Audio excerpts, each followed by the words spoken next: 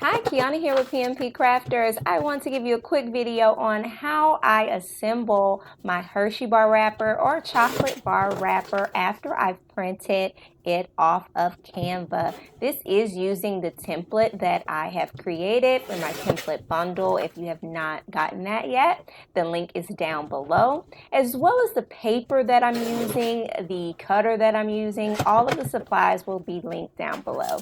So now, once you have it all cut out, it'll look like this. I am using the white chocolate Hershey bar because it is my favorite, and this is just for this video. But what you want to do is make sure that you fold your sides in to where they meet. Then I like to put the chocolate bar inside to make sure that it fits snug. Some people will go ahead and seal this up before they put the bar in there, but I like for mine to fit really snug, and the glue is not so hot to where it will melt the chocolate. So I go ahead and put my bar inside and then close up the back, and I am pressing them firmly together and making sure they're lined up well. After that, I like to go ahead and crease my corners.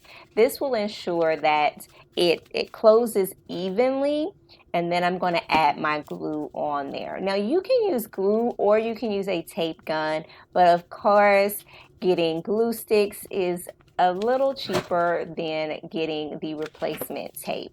So as you can see, I am gluing both sides together and it is looking amazing. We are almost done here. So the last two steps is to use our paper crimper to crimp those ends so it'll look more like the actual bar wrapper, because those ends were crimped as well as trimmed. I hope you enjoyed this video. Don't forget to like, comment, share, and subscribe for more.